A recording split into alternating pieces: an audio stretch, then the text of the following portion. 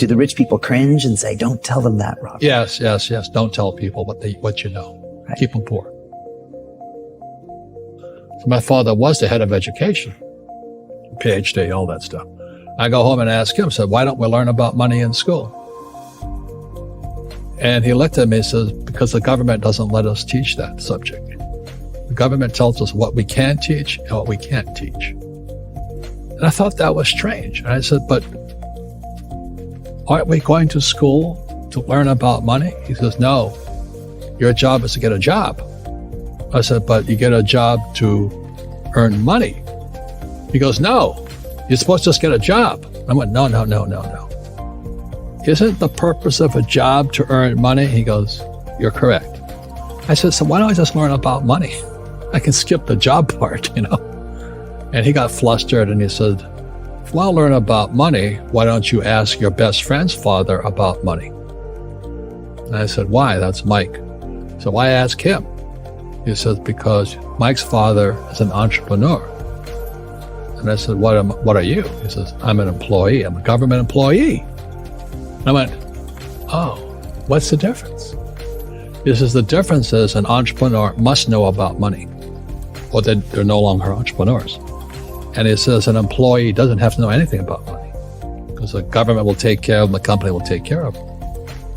So I'm all confused. But I took my dad's advice and I trundled over to Mike's father's office and knocked on his door and I said, hey, I'm here, 9 years old. Teach me about money. He says, beat it, kid, But that's where the story of Rich Dad, Poor Dad started. And finally, through persistence, my rich dad started teaching me about money on one condition. And that condition was he would never pay me.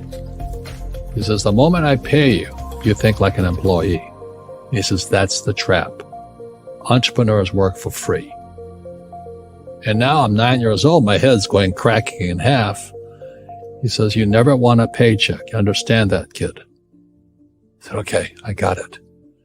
And he says, well, how do I make money? He says, that's what entrepreneurs figure out. It's like, so how do I learn about money? So he would just break out a Monopoly game board. So I would work for free. I'd pick up cigarette butts and he had hotels and restaurants and I would clean and do menial tasks. And as I got older, I started getting into office work and marketing and accounting. And I was an apprentice basically, but I always worked for free. And he would teach me about money. But the way he taught me about money was playing Monopoly. And finally one day I got upset. I said, well, when are you going to teach me about money? He says, what do you think we're doing? We're playing Monopoly. He goes, no. What do you think we're doing? We're playing Monopoly. He says, what do you think we're doing? So I don't know. I'm teaching you about money. And then that's when, you have one green house. He says, there's many formulas for great success in money. There's thousands of them. But one of the best ones is found in the game of Monopoly. It still is today. 4 green houses, 1 red hotel. I said, what? He says, one of the greatest ways to acquire great wealth is playing Monopoly in real life. 4 green houses, 1 red hotel. Well, is that all there is? He goes, that's it. And he says, what do you think I'm doing? And I went, I don't know. So then he took me out and he showed me his greenhouses.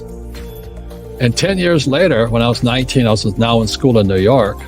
And I come back to Hawaii and Rich Dad had bought the biggest piece of land smack dab in the middle of Waikiki Beach. And when you go to Waikiki Beach today, you'll see the Hyatt Regency Hotel. That was his hotel. Just like the game of Monopoly. Just like the game of Monopoly. Acquired assets and they became bigger assets. He just kept what's called an assemblage because that property wasn't that big at the time. So he had to buy out all the small guys because Waikiki was a little dirtwater little town. So he'd buy out this shop owner and buy that shop owner. And it took him a while, but he finally assembled this large piece of property. And then he and Hyatt put up this giant hotel. It just sold for $800 million. So that's how I learned about money.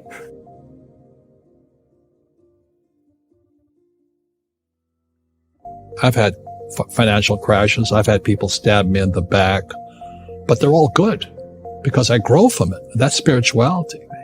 People who are afraid of making mistakes, like they teach in school, they don't ever grow. Because spirituality is there's good and there's bad. There's right and there's wrong. There's up and there's down. Most people only want to be right. They only want to be positive.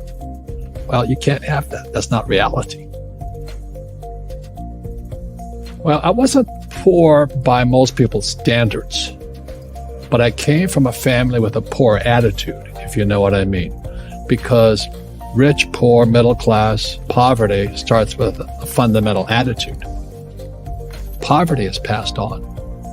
It's taught in your families. And middle class is taught in families. And so the people right now who are sitting at home, who are struggling financially or worried about money or unhappy, they may be making a lot of money, but unhappy with what they're doing, it was probably taught to you. Your super ego was taught, get a job, work hard, or you'll never be rich, or the rich are evil, or whatever. The school system will never teach you about money. The school system was designed to teach you to be an employee, which is important, or a doctor or a lawyer, a specialist, but never about money. And what most people lack is real business knowledge, like accounting, like debt, like taxes. You got to know that stuff, but they don't teach it in school to anybody. So, and then when people ask me, how did your rich dad learn this when your poor dad, a PhD, didn't? And the answer is very simply, my rich dad was my best friend's father. His father died when he was 13. So his rich dad had this family business at 13 to run. So he had to drop out of school, which was his blessing. There's blessings, and sometimes a blessing doesn't look like a blessing, but it turned out to be a blessing. And then his teachers became his bookkeeper, his accountant, his attorney, his banker, his real estate agents. So he has what I call real teachers, not these fake teachers in school. You see, most teachers in school, they're out of ethics. They teach subjects they themselves don't practice. I asked the teacher, I said, I'm in my third year of calculus now. It was called strength of materials. I said, am I ever going to use this stuff? He goes, no. I said, why do you teach it?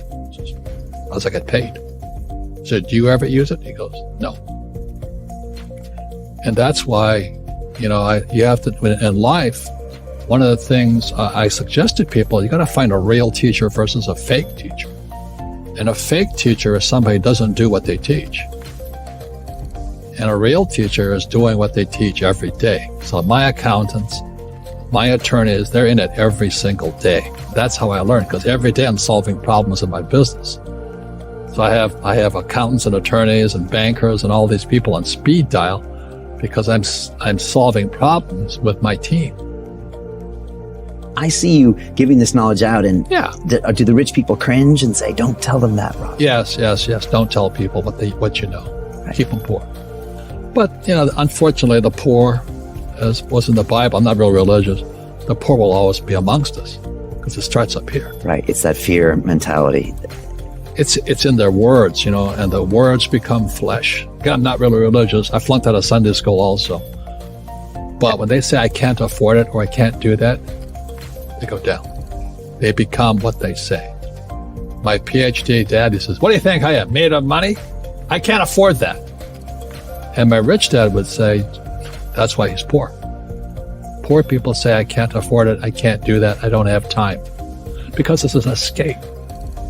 It's an escape. You know what I mean? It's easy to say, I can't afford it. And your rich dad used to say what instead of, I can't afford it? How can I afford it? How can I do that? What would it take? Or why should I do that? He says a question opens the mind, a statement closes the mind. See, when you say, I can't afford it, your mind shuts down and you become what you say. Rugby is a team sport, but so is soccer. The rules are different. And other people are golfers. They play by themselves. And so everybody's different. So my game financially is business, number one. Second is real estate. So what I say to young people is, you find your game.